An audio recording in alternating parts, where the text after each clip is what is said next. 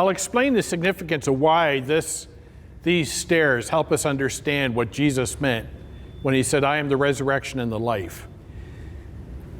But we need to look at the story in John 11 from two perspectives. The perspective of Lazarus and Mary and Martha and the disciples and the others who were around, the Pharisees. And as John records what's happening in that moment with their limited understanding of who Jesus is, of who Jesus was, as that confused them. And then we also need to look at it through the filter of what John is writing to that early church, presumably the same church or churches to whom he wrote his three letters, 1st, 2nd, 3rd John, and the book of Revelation. And the common theme in those other pieces of biblical literature is maintaining your faith, maintaining purity in your faith. The book of Revelation, it's not written to us as a chronology, a time map of how to look for and anticipate the signs of the times when Jesus is going to come back. It's a theology of God's authority over all things. So even when the world is in chaos, the king is still on his throne. Someday we'll do a series when I'm feeling really, really brave. We'll do a series through the book of Revelation and just see if I can't confuse you even more. But when Jesus said, I am the resurrection and the life, the context in which he said that and the effect of saying that, for us, it brings us great comfort because we celebrate the Lord's Supper and we use that text when we are gathered in times of mourning and sorrow and somebody has passed away. But for them, for the original listeners as they traveled with Jesus, it simply caused them confusion and misunderstanding. Because unmet expectations or unclear expectations that cause confusion often also cause hurt. And we've probably all experienced that at one time or another in whatever circumstance where you think that you've said something and there's an expectation for somebody else and that doesn't happen, and then there's a potential there for that to become crises that moves into conflict and causes stress amongst everybody. And that's a little bit of the sense that the disciples went through and Lazarus' family as they were anticipating Jesus to come and to visit, and that just didn't seem to happen. Sharon and I had a crisis moment in reverse. It was a good thing that happened in unexpected expectations. And this is one of those goofy things that you think only God could have done this. And I tell the story simply because as we look at this, although initially when you look at the story there's a negative crisis, we know the end, we know what happens to Lazarus, and there's a positive outcome. So let me just share this story that happened to Sharon and I. After our first term in Ecuador, we had to come home and raise more support. And so I left the girls, Sharon and the girls, in Ecuador for about 6 weeks, came up through a friend. I was able to buy a van and started visiting churches and supporters and trying to raise more support. The plan was that Sharon's parents were going to fly to Miami, and Sharon and the girls were going to fly from Quito up to Miami and meet Grandpa and Grandma, and they were going to do the little Florida thing that you do, Disney and all that stuff, and then they were going to drive back up. No, I guess Mom and Dad drove down. They were all going to drive back up to Canada together, and I was going to drive down, and I was going to meet them somewhere in the middle. And we had kind of communicated where we were going to meet, but nothing was set firmly. So I drove a long day down I-95 or 75, whatever it is that you get to go to Disney on. And it was getting to be about supper time, and I thought, I really need to find a place to stay for the night, and then I'll contact Sharon, and we'll figure out where we're going to meet up tomorrow. So I pull off in this random cloverleaf. I see a hotel, Holiday Inn or something, and I think that would be a really cool place to spend the night, drive the van around, and if there isn't a car there with an Ontario license plate, And I do a double take, and it's like, that sure looks like Mom and Dad's car. So I pull in, I go into reception, I said, I'm looking for a family named John and Ethel Serepi. They've got my wife and a couple of our daughters with them. There's a car very similar to my in-laws in your parking lot. Would they happen to be staying here? And the lady goes through and says, yes, they're in room whatever. So I go to the room, there's nobody there. I go down, there they are all out by the pool. And I could not believe my eyes that we were reunited a day ahead of when we expected to be reunited at a randomly chosen place that I just picked it. And to see the girls and to see Sharon, talk about a great reunion. And they jumped out of the pool and got me all wet. And it was just one of those wonderful resolutions to an unknown situation. Ultimately, that's where Lazarus gets to. But the journey there was not quite as joyful for them. So what I'd like to do, this is an amazing story of confusion and missed expectations or unmet expectations, yet with that joyful celebration at the end. I want us to just read through this story, and I want to highlight some details as John tells the story, because he does bring or does emphasize some of these elements to heighten the tension, until ultimately there's that resolution at the end. All of it in the context of what Jesus means when he says, I am the resurrection and the life. So follow along if you want to in John chapter 11. Lazarus is sick, we know that. There's a divine purpose to this story. That's part of the reason John records and writes this. Everything in his book, according to John chapter 20, verse 31, is so that we can know that Jesus is the Christ, the Son of the living God, and by belief have life in his name. Yet as this story is told, John includes some details that contribute to expectation and tension. So John 11, verse 1. Now a certain man was ill, Lazarus of Bethany, the village of Mary and her sister Martha. It was Mary who anointed the Lord with ointment and wiped his feet with her hair, whose brother Lazarus was ill. So there's an immediate introduction and connection. Jesus knows these people. There's a strong affinity between them and Jesus. So the sisters sent to him, saying, Lord, he whom you love is ill. But when Jesus heard it, he said, this illness does not lead to death.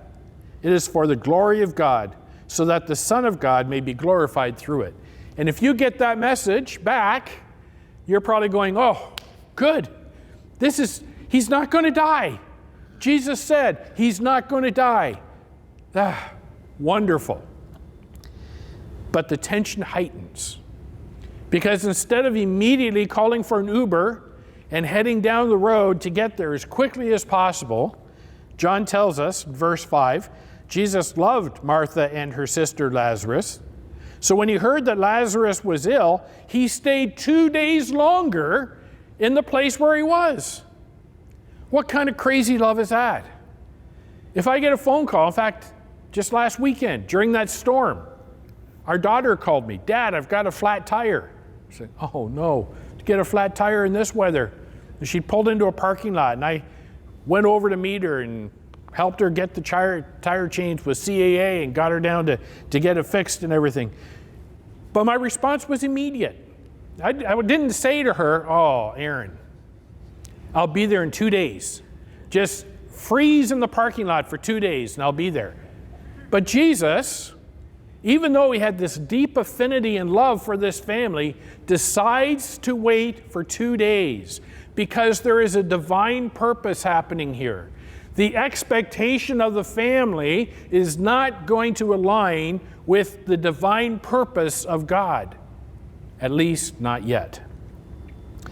Then after he said this, and then afterwards he said to his disciples, let's go to Judea again. So Jesus gets the message. After 2 days he says, okay, it's time to go. The disciples said to him, Rabbi, the Jews were just now seeking to stone you, and you want to go there again? Jesus answered, are there not 12 hours in the day? If anyone walks in the day, he does not stumble, because he sees the light of this world. But if anyone walks in the night, he stumbles, because the light is not in him. After saying these things, he said to them, our friend Lazarus has fallen asleep, but I go to awaken him. Then the disciples said to him, Lord, if he's fallen asleep, he will recover. So obviously they knew that he was sick. Now Jesus had spoken of his death, and when they thought he meant taking rest in sleep, then Jesus said to them plainly, Lazarus has died, and for your sake I am glad I was not there. This is a bizarre thing from the lips of Jesus. He is healed. He has raised others from the dead, and he's glad he wasn't there. He's glad that they've gone through this process of bereavement and mourning. For your sake, I am glad I was not there, so that you may believe. But let us go to him. So Thomas, called the twin, said to his fellow disciples, let's go, so we may also die with him. What an encourager. There's Jesus rallying his disciples. They must have known the dynamic. Lazarus has died. There's a hostile environment in the area where Lazarus lives. And Jesus waits for 2 days. And then he says, okay, let's go. And Thomas very sarcastically says, yeah, let's go. We may as well all die. So there's this increasing intensity as John tells the story. There's increasing intensity in the love, because we see that John portrays Mary and Martha and Lazarus as people of great affinity and affection for Jesus. That's reciprocated. There's a great intensity in the tension of it has to happen now or he's going to die. There's a great intensity, increasing intensity in the hostility of the Jews against Jesus. And yet Jesus delays, lets that build until finally he says, it's time for us to go. Let's move forward. The disciples must have been confused. Mary and Martha must have been confused. They sent an urgent word to Jesus, and he just dawdles. Why are you not coming? What are you doing? So Lazarus is dead. And the crisis continues to grow. Verse 17. Now when Jesus came, he found that Lazarus had already been in the tomb for 4 days. That's a significant detail, because in the Jewish mind, they had no biblical foundation for this, but in the popular culture of the Jewish mind, when somebody died, they believed the spirit of that dead person hovered around for 3 days before they went back into heaven, or went to heaven. So Jesus waits until 4 days have passed. So they're convinced he is dead. There is no chance of recovering. Bethany was near Jerusalem, about 2 miles off, and many of the Jews had come to Martha and Mary to console them concerning their brother. So when Martha heard Jesus was coming, she went and met him, but Mary remained seated in the house. And here we have an intensification again of the crises, of the tension, of the unmet expectation. Martha said to Jesus, Lord, if you had been here, my brother would not have died. And that is a true statement. At least probably. I mean, Jesus obviously was completely capable of raising him from the dead or of healing him so he would not have died. Would Jesus have let him die anyway? It's a hypothetical, we can never know. But from Martha's perspective, if Jesus had been there, Jesus, being a man of compassion with a great affinity and love, affection for this family, surely Jesus would have healed him. That's what Jesus does. But even now, verse 22, I know that whatever you ask from God, God will give you. Jesus said to her, your brother will rise again. And Martha said to him, I know he will rise again in the resurrection on the last day.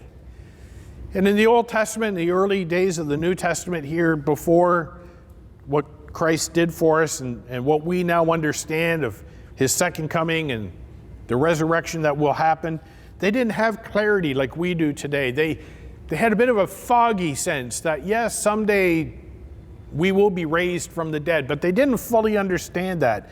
But she demonstrates some kind of faith that yeah, in the last day there'll be a resurrection. And then Jesus says to her, I am the resurrection and the life.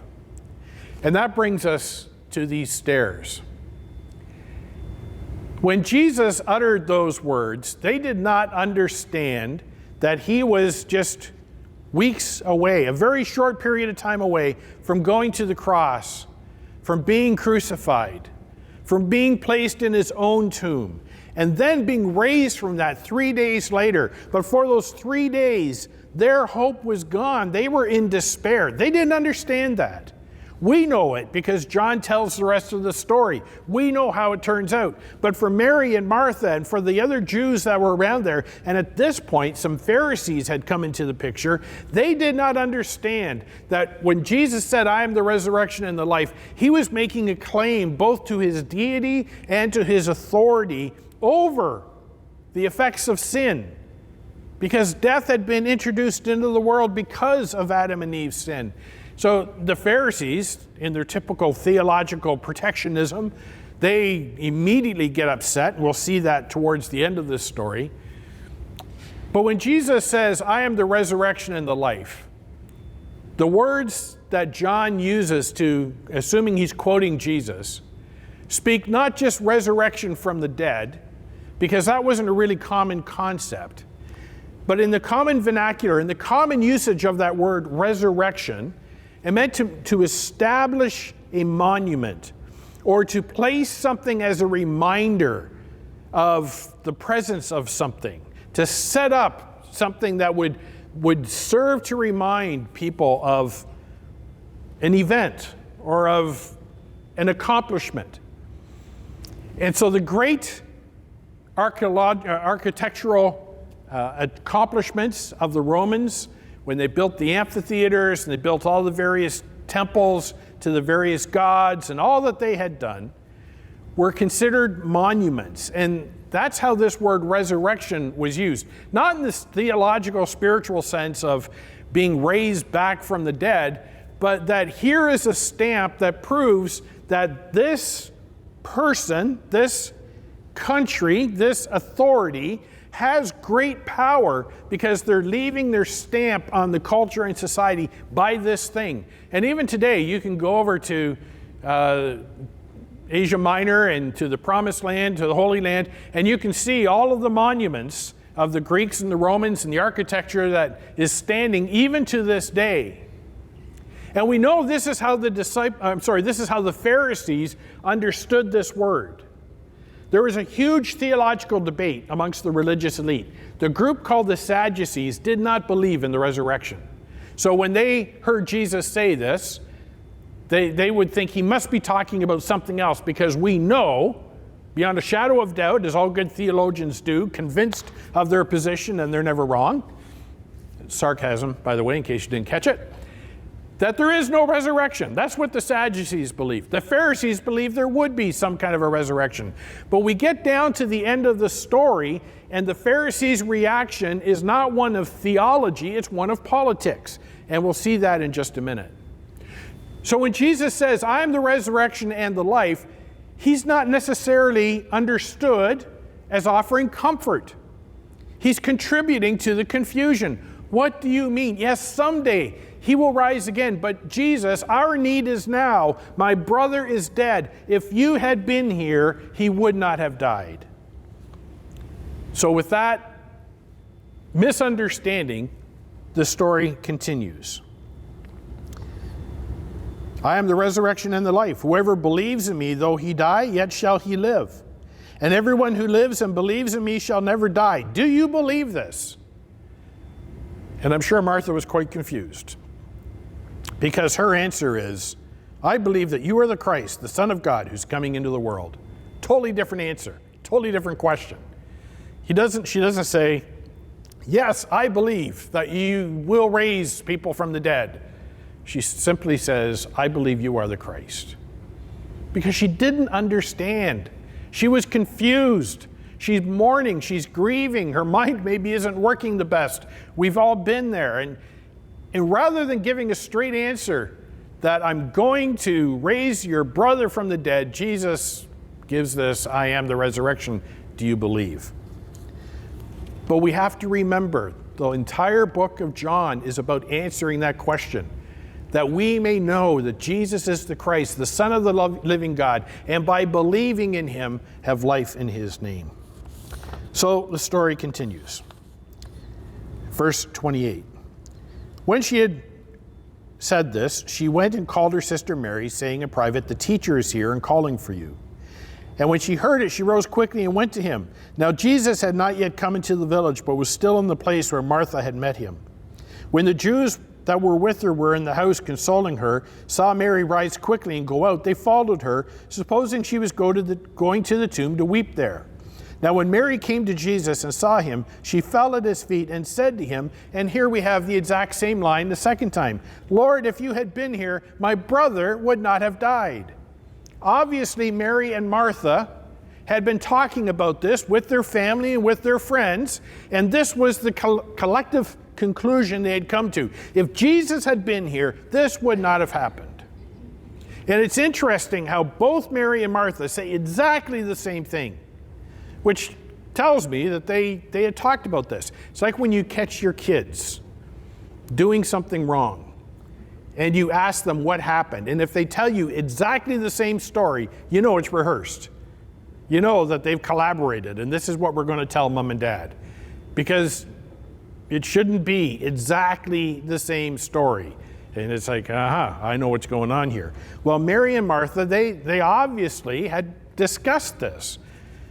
If Jesus had been here, and they say the exact same thing, and the tension continues to rise, the expectation and the disappointment of unmet expectations continues to soar. But then we begin to see a little relief, starting in verse 33. When Jesus saw her weeping, and the Jews who had come with her also weeping, he was deeply moved in his spirit and greatly troubled. What a great portrait of Jesus. That in his humanity, he too felt the sorrow and the grief, even though he knew what was going to happen. His compassion and love for this family, he felt it. And so he said to them, "Where have you laid them?" And they said, "Lord, come and see." And Jesus wept. His heart was broken. He understood. He's empathetic. And the Jews said, "See how he loves him." And then they say, some of them said, "Could not he who opened the eyes of the blind man," John chapter 9, "also have kept this man from dying?" This had been the buzz in this community for 4 days. Why did Jesus let this happen? And the undertone is, it's not fair. It's not right. He should have done something. Well, in verse 38, John continues, and we can sense something is going to happen. Then Jesus, deeply moved again, came to the tomb. It was a cave, and a stone lay against it. And Jesus said, "Take away the stone." Martha, the sister of the dead man, said to him, "Lord, by this time there will be an odor. He's been dead for 4 days." She's the pragmatist. "Are you sure you want to do that?" And Jesus said, "Did I not tell you that if you believed, you would see the glory of God?" So they took away the stone, and Jesus lifted up his eyes, and he said, and this is an astounding account, because Jesus just doesn't say, "Lazarus, come forth." First, he prays to the Father. He says, "Father, I thank you that you have heard me. I know that you always hear me, but I say this on account of the people standing around, that they may believe that you sent me." First, he defers to the Father, so what is about to happen will accomplish the plans and the purposes of the Father. And his goal is not to alleviate the problem. His goal is not, let's bring Lazarus back so you can all stop your crying, the family can be reunited, we can have a joyous celebration, and life will go on better than it was before. This is not about fixing a problem. This is about learning to believe in who God is and that the Father would be glorified through Jesus. Now, the thing that does that is Lazarus being raised from the dead. But Jesus' purpose is not simply to solve a problem, but that people would believe that he had been sent by the Father. And when he said these things, he cried out with a loud voice, "Lazarus, come out." And the man who died came out, his hands and feet bound with linen strips and his face wrapped with a cloth. And I got to wonder if John doesn't have just a smidge of humor here. His feet and his hands were bound, and yet he came out. How did that happen? Someone want to give me a hand here? There's, in light of the building expectation, the angst, the crisis, the tension that this story has throughout it. Jesus, if you had been here. Jesus, if you had been here. Surely this man could have healed, if he healed the blind, he could raise or heal this guy too. Jesus, if you had been here. If only, if only, if only. And finally, Jesus says, I'm going to pray to the Father so that you will see what the Father is doing, and we will glorify the Father through this act. Lazarus, come out. And just, there's a little comic relief here. And notice how this story concludes, verse 45. And many of the Jews, therefore, who came with Mary and had seen what he did, believed in him. And that's the whole point of the book of John, that we would know that Jesus is the Christ, the Son of the living God, and by believing have life in his name. But let's go back for a moment to this statement of Jesus. I am the resurrection and the life. If you read one more verse down in John chapter 11, there was a significant tension with the Pharisees. It says in verse 47, so the chief priests and the Pharisees gathered the council, and they said, what are we to do? This man performs many signs. In other words, this guy is outshining us. There's jealousy here. What are we going to do? And then here's their crisis. If we let him go on like this, everyone will believe in him. Remember the Pharisees, we tend to kind of kick them under the bus. But their goal was to protect Israel from falling back into the kind of faithlessness that led to the Assyrian and the Babylonian captivities that destroyed ancient Israel. So they're trying to do the right thing. But their concern is not a spiritual concern, it's a political concern. Because it says, John goes on, everyone will believe, and then the Romans will come and will take away both our place and our nation. Why were they concerned about that? Because this word resurrection does not simply mean, was not used simply in the context of bringing a person back to life after death. It was also used in the means of establishing a monument or establishing a movement. And the Pharisees were concerned, if the Romans hear about what Jesus has done and he says, I am the resurrection, I am the monument of another kingdom, a kingdom that comes from heaven, and he raises people from the dead, many people will turn and repent from their sin. No, that's not what they say. They say the Romans will turn on us. We will lose our position and our power, and the nation will suffer even more. So while the family of Lazarus and the Jews began to understand that what Jesus did was a demonstration of love and of his authority, and that he did this because he is the Christ, the Pharisees looked at it as political interference. And they totally missed the point. And what Jesus really wanted the listeners and observers to understand is that all of this was happening, the delay at the beginning, the return to a place where there were hostilities against Jesus, the engagement with Martha and her objection, if you had been here, and Mary, if you had been here, and everybody else. Cannot the man who healed the blind man heal or saved his life? All of that happened in an intentional process with an intentional timing so that the Son could glorify the Father. And his ultimate goal is that they would believe. Not that cognitive, oh yeah, okay, you say that you are the Christ, I'll buy that. Not in that sense. but in the sense of transferring their allegiance, transferring their sense of dependence, their identity, their very faith, the object of their faith, from their system of rules and laws and rituals to this one who ultimately would come, as we will celebrate here in just a moment, and give his life to be a salvation for many.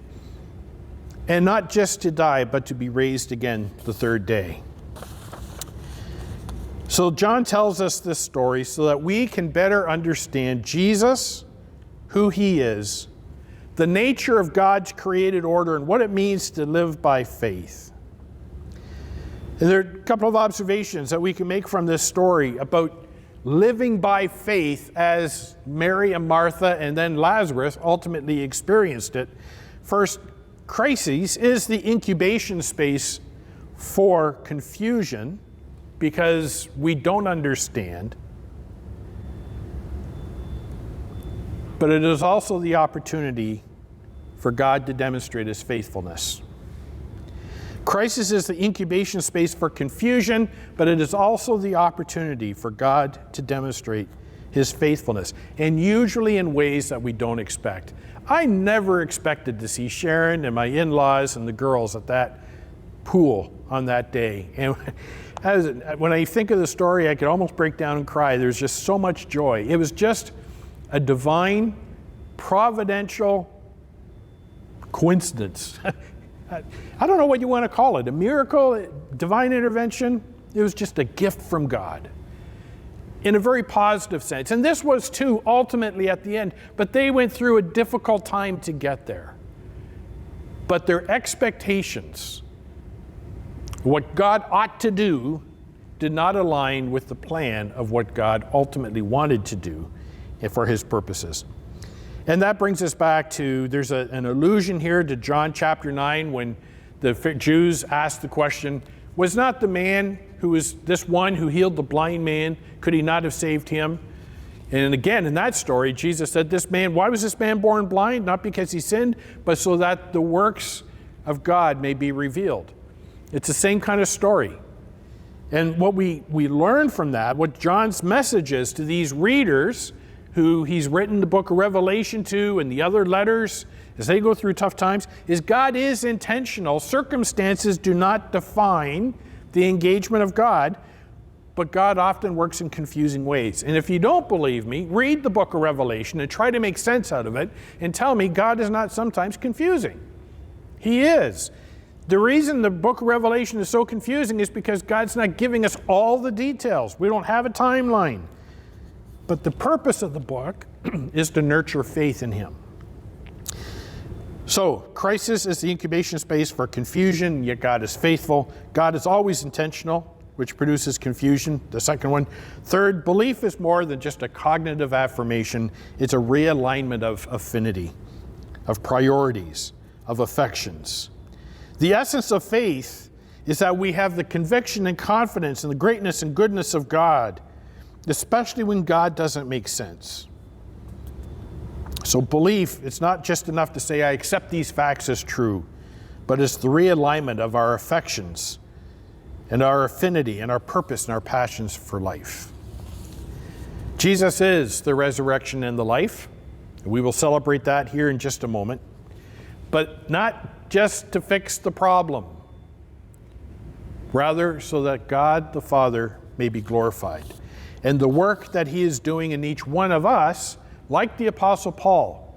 And it's interesting that Paul refers back to the resurrection when he gives his own testimony, that I'm the least of the apostles, but by the grace of God, I am what I am. It is God who has transformed me. And the evidence that God can do that is that he raised Jesus from the dead, demonstrating he did not gain authority by raising him from the dead. He demonstrated the authority he had always had over sin, death, and the grave. All of that which was introduced by sin, we now understand, has been conquered and destroyed by the work of Christ on the cross. Yet we still wait for the final demonstration of that when he will return again. So as we celebrate these elements, we do so with hope and expectation, albeit with solemnity, because there is a serious component to this. But there's a joyful and hopeful component, that he did not die and suffer, and we are not ugly, horrible, worm-wretched sinners that God just has to do what God has to do. No, we are the objects of his love, as Lazarus was, and Mary and Martha, and of his affinity and affection. And he went to the cross willingly to be reconciled, so we may be reconciled back to him, and to demonstrate the reality of that, the authority of that, raised from the dead, because without that, this would have been useless.